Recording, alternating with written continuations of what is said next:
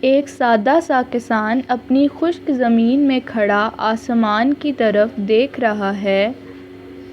خشک سالی کے موسم میں کسان اللہ کی رحمت پر بھروسہ کرتے ہوئے زمین میں بیج بوتا ہے۔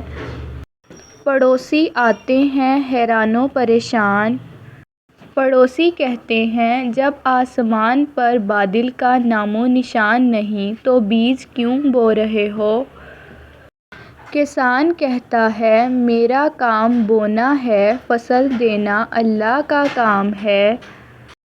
بادل چھا جاتے ہیں، بارش شروع ہو جاتی ہے۔